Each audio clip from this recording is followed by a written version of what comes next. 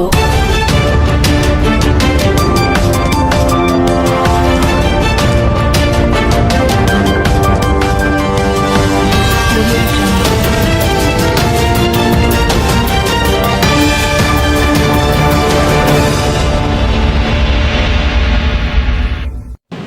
नमस्कार दोस्तों, mirror TV के इस एक और एपिसोड में आपका स्वागत करता हूं मैं Rajkumar Anjum, editor in chief mirror TV network. दोस्तों, कल बिहार में राहुल गांधी की वोटर अधिकार यात्रा के दौरान दरभंगा जिले में जो कुछ हुआ वो शायद भारत के इतिहास में पहले कभी नहीं हुआ था। एक प्रधानमंत्री की मां को गाली दी गई और प्रधानमंत्री को वो इनडायरेक्टली गाली दी गई, और गाली देने वाला जो शख्स था मोहम्मद रिजवी और उर्फ राजा जिसका नाम था, उसे अभी अभी खबर मिली है कि 2 घंटे पहले वहां दरभंगा की पुलिस ने उसको गिरफ्तार कर लिया है। और उसकी गिरफ्तारी तो खैर जरूरी थी, लेकिन सवाल यह पैदा होता क्या भारत की राजनीति और भारत का विपक्ष इस हद तक गिर जाएगा? ये जो कुछ भी हुआ है ये राहुल गांधी की शह पर हुआ है, इसमें कोई अतिशयोक्ति नहीं है ये बात कहने में, क्योंकि वो अपनी सभाओं में वोटर अधिकार यात्रा जो निकाल रहे हैं वो बिहार में, तो अपनी सभाओं में वो ये नारे लगवा रहे हैं कि वोट चोर गद्दी छोड़। और जब वो वोट चोर गद्दी छोड़ कहते हैं तो उनका इशारा सीधा सीधा मोदी जी की तरफ होता है, प्रधानमंत्री की तरफ। और कई बार तो वो नारे ऐसे भी लगवाते हैं कि मोदी वोट चोर गद्दी छोड़, नाम लेके भी लगवाते हैं। तो ये जो कुछ भी हुआ है निश्चित तौर से इसमें शह जो है वो राहुल गांधी की रही है। हालांकि वो उस कार्यक्रम में जो एक स्वागत मंच बनाया गया था और उस स्वागत मंच पे जो ये गाली दी गई रैली के दौरान, वोटर अधिकार रैली के दौरान, उस समय राहुल गांधी और तेजस्वी यादव वहां मौजूद नहीं थे।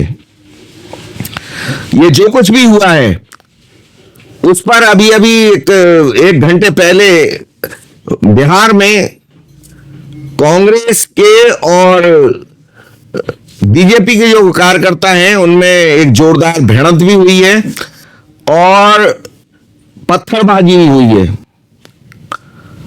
अभी अभी की बात है, 1 घंटे पहले की। असल में जो गाली दी गई थी प्रधानमंत्री जी की को मां की गाली दी गई थी और उनकी मां के हवाले से दी गई थी, उसके विरोध में बीजेपी के जो कार्यकर्ता हैं वो बहुत आक्रोशित हैं पूरे देश में, और पटना में भी वो आक्रोशित हैं जाहिर है। तो कुर्जी हॉस्पिटल से सदाकत आश्रम तक उन्होंने एक मार्च निकाला था आज, और वहीं रास्ते में कांग्रेस का दफ्तर भी पड़ता है। तो इसमें ये कांग्रेस के ऊपर आरोप लगाया है बीजेपी के कार्यकर्ताओं ने कि इन्होंने अपने दफ्तर में से पथराव किया बीजेपी की जो मार्च निकाल रहे थे बीजेपी के जो नेता। हालांकि वो इससे इनकार कर रहे हैं कांग्रेस के लोग, लेकिन बहुत जबरदस्त उनके बीच में झंडे और डंडे चले हैं। और अगर देखा जाए तो कांग्रेस के कार्यकर्ताओं की पिटाई हुई है, ये देखने से लगता है।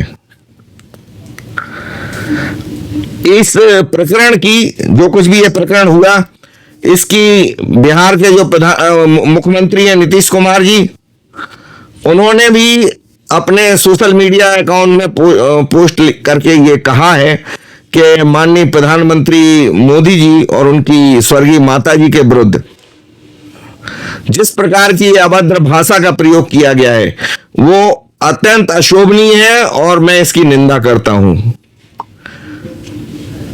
तो ये जो कुछ भी एक्टिविटी हुई है बिहार में, ये एक तरह से राहुल गांधी के बारे में ये माना जा रहा है, जो राजनीति के विश्लेषक हैं वो ये कह रहे हैं कि उन्होंने अपने ताबूत में एक आखिरी कील ठोकने का ये काम किया है, क्योंकि मोदी जी का जो व्यक्तित्व है और प्रधानमंत्री का जो व्यक्तित्व है वो इस तरह की गालियों से और ज्यादा निखरता है। और वो हमेशा ये बात कहते हैं अपनी सभाओं में, जब भी उन्हें इस तरह के कोई अभद्र भाषा का या गाली देके उनके खिलाफ कोई इस्तेमाल होता है, तो वो कहते हैं कि इससे हमारी जो है वो हमें उसका लाभ मिलता है, राजनीतिक लाभ मिलता है। देशवासी जो हमारे 142 करोड़ देशवासी हैं वो सब कुछ समझते हैं और वो हमें इसका लाभ देते हैं। तो अब आगे क्या होगा, लाभ मिलेगा नहीं मिलेगा, कांग्रेस को मिलेगा या प्रधानमंत्री को मिलेगा, लेकिन जो कुछ भी हुआ है, जो भारत की जो राजनीति है, जो विपक्षी खासतौर से राजनीति है, ये बहुत ही निचले स्तर पर चली गई है। विपक्ष इस समय हिंदुस्तान का जितने सस्तेपन पर आ गया है, वो भारत की राजनीति में कभी ऐसा नहीं हुआ कि विपक्ष इतना गिर गया हो सत्ता हथियाने के चक्कर में। विपक्षी दल जितने भी हैं और उनका जो गठजोड़ है इंडिया अलायंस, वो सिर्फ इसलिए है कि वो मोदी को हरा के सत्ता हासिल करना चाहते हैं। 10 साल तो हो चुके और ये 11वां होने वाला है पूरा। अभी तक तो मकसद उनका पूरा नहीं हुआ है और मैं और भारत की जनता इस बात को समझ रहे हैं और जो भी प्रबुद्ध जन है हमारे, वो ये अच्छी तरह समझ रहे हैं कि उनका ये सपना 2029 के चुनाव में भी पूरा होने वाला नहीं है। तो अब आप बताइए कि जब उनका ये मकसद पूरा होने वाला नहीं है, ये बात वो भी समझ रहे हैं, ऐसा नहीं है कि नहीं समझ रहे हैं, तो वो छिछोरी राजनीति पे आ गए हैं। कल जो कुछ भी हुआ बिहार में, कांग्रेस के एक मंच से मोदी की मां को गाली दी गई। और मोदी की मां को क्या गाली दी गई? मोदी को ही गाली दी गई, जिसको जब हम मां का नाम लेके किसी को गाली देते हैं तो वो गाली मां की तरफ भी जाती है और उस व्यक्ति की तरफ भी जाती है।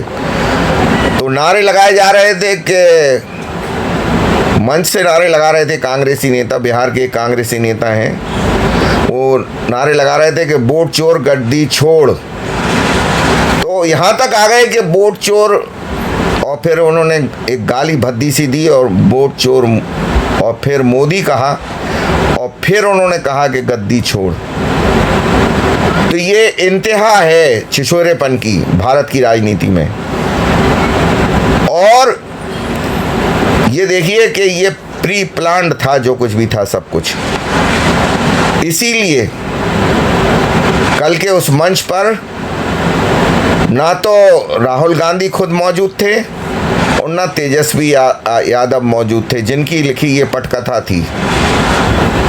क्योंकि राहुल गांधी आजकल अपनी हर सभा में जाके, जैसे एक वक्त में वो नारे लगवाते थे कि चौकीदार चोर है, आज वो नारे लगवाते हैं कि वोट चोर गद्दी छोड़।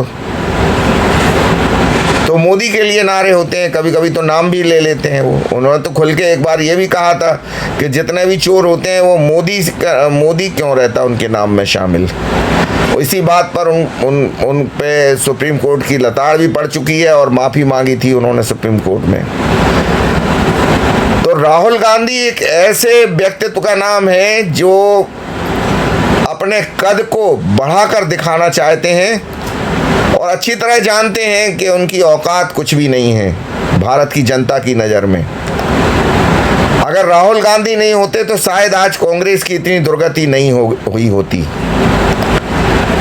तो अच्छी तरह जानते हैं कि जो कुछ भी वो कर रहे हैं उन्हें हो सकता है कि माफ़ी मांगना पड़े, और माफ़ी मांगने में उन्हें कभी कोई गुरेज नहीं होता, कभी कोई संकोच नहीं होता। चाहे वो सुप्रीम कोर्ट के सामने मांगना पड़े या हाई कोर्ट के सामने मांगना पड़े या फिर किसी छोटी अदालत के सामने मांगना पड़े, माफ़ी मांगने के मास्टर माने जाते हैं। वो कुछ भी कह देना और फिर माफ़ी मांग के उससे पैसे एक तलाश करके निकल लेना। तो वो जो स्क्रिप्ट थी वो लिखी गई उन्हीं की थी और इसीलिए वो मंच पर मौजूद नहीं थे। क्योंकि आपने देखा होगा अक्सर कि अगर किसी की हत्या भी कराना हो तो जो हत्यारा होता है वो सुपारी देने के बाद कहो शहर से ही बाहर चला जाए, ऐसे सबूत इकट्ठे कर लेता है कि साहब हम तो शहर में ही नहीं थे, हमारे ऊपर तो अनावश्यक इल्ज़ाम लगाया जा रहा। यही किया था राहुल ने और तेजस्वी ने। क्यों? क्योंकि जो राहुल की जो नीति है वही नीति पे तो वो कांग्रेसी नेता चल रहा था, उसी तरह के नारे लगवा रहा था। तो जब हम ये कह सकते हैं कि पाकिस्तान में जो पहलगाम में आतंकी हमला हुआ 22 अप्रैल को, जिसमें 26 लोग मारे गए, निर्दोष लोग, तो हम ये कह सकते हैं कि आसिम मुनीर जो सेना प्रमुख पाकिस्तान के हैं और अब वो फील्ड मार्शल बन चुके हैं, हार का ठीकरा उन्होंने सरकार पे फोड़ा और ख़ुद को अपने सेना को तमगा देते हुए कि सेना तो जीत गई। अब ये कैसे हो सकता है कि सरकार हार गई और सेना जीत गई? लेकिन ये आसिम मुनीर की नज़र में सब कुछ संभव है और उन्होंने सेना को जीता हुआ मान के और फील्ड मार्शल की उपाधि हासिल कर ली। तो वो आसिम मुनीर जिन्होंने तमाम हिंदुओं के खिलाफ भाषण दिया था 2 दिन पहले ही पाकिस्तान में एक कार्यक्रम में, उसी के बाद नाम पूछ के हिंदुओं को मारा गया, तो उसका सारा इल्ज़ाम उन्हीं पे गया, आसिम मुनीर पे, कि इन्हीं ने भड़काया। तो राहुल गांधी पे क्यों नहीं इल्ज़ाम जाना चाहिए, आप बताइए हमें? जब आप अपनी सभाओं में खुल के नारे मोदी के खिलाफ लगवा रहे हैं, पिछले चुनाव में आपने 19 के चुनाव में आपने चौकीदार चोर है के नारे लगवाए, अब आप लगा रहे हैं कि वोट चोर गद्दी छोड़। तो भाई काम तो आपके मातहत करेंगे आपके, और जो नेता हैं वो करेंगे, क्योंकि वो नेता जो हैं उनकी नज़र में राहुल गांधी और सोनिया गांधी और प्रियंका गांधी ये भगवान हैं। और ये मैं नहीं कह रहा हूँ, कर्नाटक के जो मुख्यमंत्री हैं DK शिव कुमार, उनका एक बयान आया है 2 दिन पहले। वो बयान क्यों आया है कि उन्होंने RSS की प्रार्थना पढ़ दी थी वहाँ विधानसभा में एक परिप्रेक्ष्य में, तो उनकी बड़ी लालत मलामत हुई कांग्रेस में और ऐसा माना जा रहा था कि कहीं ऐसा तो नहीं है कि ये बीजेपी की तरफ जाना चाहते हो। और वो उनको भी ऐसा लगा होगा शायद कि हम ऐसा करेंगे तो शायद बीजेपी का कोई बड़ा नेता हमसे संपर्क साधेगा, लेकिन ऐसा तो कुछ हुआ नहीं। क्योंकि बीजेपी वो पार्टी है कि अगर वो चाहती तो महाराष्ट्र में उद्धव ठाकरे से गठबंधन करके उनकी बात मान के कम से कम सत्ता तो रहती उनके पास। एक उन्होंने सत्ता में रहना गवारा नहीं किया, कांग्रेस और NCP के साथ मिलके उद्धव ठाकरे ने सरकार बनाई, बीजेपी ने परवाह नहीं की। और जब एकनाथ शिंदे जब अलग होके शिवसेना से जब अलग आए और बीजेपी की तरफ समर्थन का हाथ मांगा तो उन्होंने समर्थन दे दिया। लेकिन वो पार्टी है बीजेपी के सत्ता के लिए इस तरह के समझौते कभी नहीं करती, तो कर्नाटक में क्यों करेगी? तो ये बात DK शिव कुमार अच्छी तरह समझ गए और इसीलिए जो उनकी जो फजीयत हो रही थी पार्टी में, तो उन्होंने कहा कि साहब कांग्रेस का जो आला कमान है वो हमारे लिए भगवान का दर्जा रखता है। और जब बात कांग्रेस के आला कमान की होती है तो आप जानते हैं, अच्छी तरह से बताने की ज़रूरत नहीं है कि आला कमान से मुराद है सोनिया गांधी, राहुल गांधी और प्रियंका गांधी। और कहीं ना कहीं अब उसमें थोड़ा सा आप संशोधन कर लें, एक नाम रॉबर्ट वाड्रा का भी जुड़ता जा रहा है। तो वो कह रहे हैं कि हमारे लिए भगवान है वो, और मैं भक्त हूँ। तो भक्त भगवान के लिए ऐसे शब्द और ऐसा कैसे सोच सकता है कि हम उनको छोड़ देंगे? तो हम तो कभी नहीं छोड़ेंगे अपने भगवान को, यानी कांग्रेस को। तो ये स्थिति है कांग्रेस में नेताओं की, चापलूसों की। ये चापलूसी की पराकाष्ठा है, इंतहा है।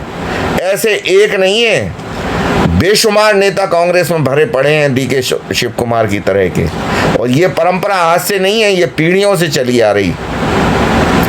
जब इंदिरा गांधी प्रधानमंत्री थी भारत की, तो उस समय संजय गांधी की स्थिति क्या थी इंदिरा गांधी के शासनकाल में, ये आप अच्छी तरह समझ सकते हैं। और वो क्यों थी? क्योंकि इंदिरा गांधी का भरोसा अपने नेताओं से उठता जा रहा था एक एक करके। DK बरुआ ने इंदिरा गांधी कांग्रेस से अलग होके अपनी एक कांग्रेस बना ली थी और उसमें कई बड़े नेता कांग्रेस के चले गए थे। अब जो बचे खुचे नेता थे वो इंदिरा गांधी के वैसे तो वफादार माने जाना चाहिए था उनको, लेकिन जब कहते हैं ना दूध का जला हुआ होता तो छाछ भी फूंक के पीता। तो इंदिरा गांधी उन पर भी कोई बहुत ज़्यादा भरोसा नहीं कर पा रही थी।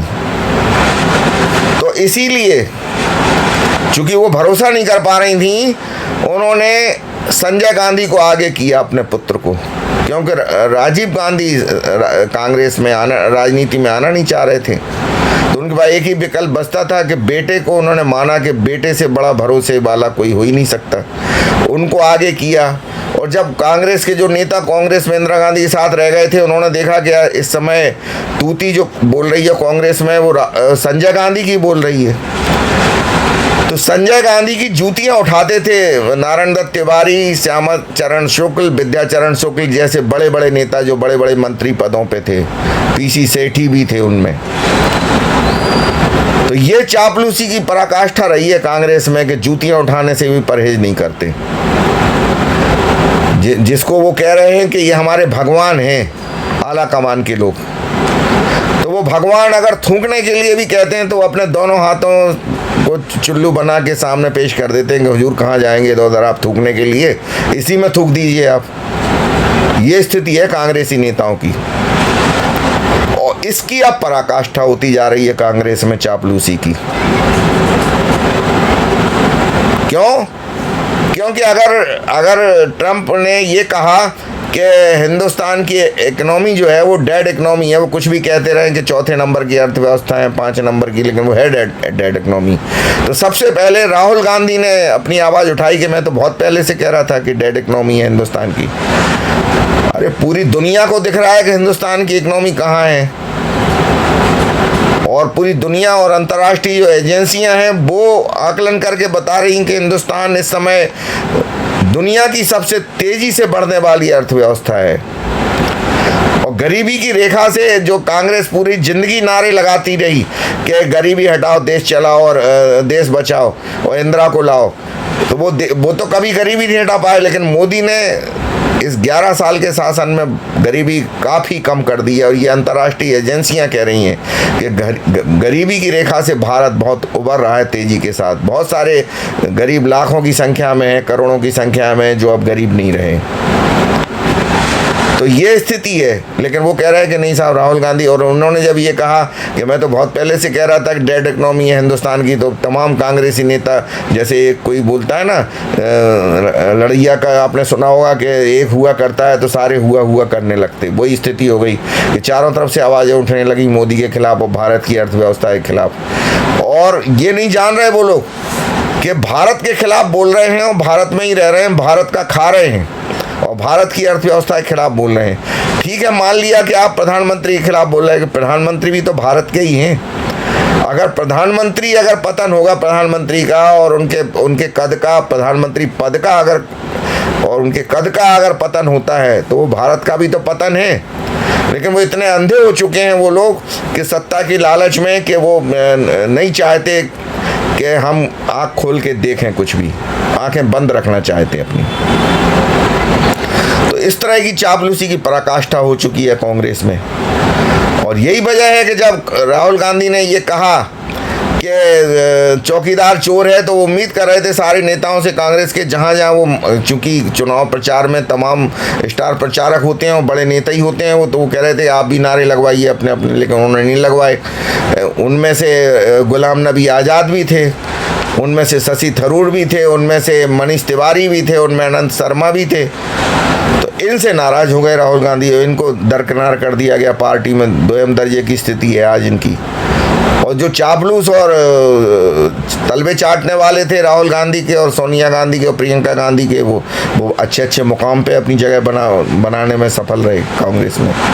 तो ये चाटुकारिता की राजनीति सबसे ज़्यादा वैसे हर पार्टी में होती है, लेकिन बीजेपी में ना के बराबर है, लेकिन कांग्रेस में जो है वो सपा में भी है और बसपा में भी है। आप बताओ, आपको उदाहरण देने की जरूरत ही नहीं, आप अच्छी तरह जानते हैं सारी चीज़ों को।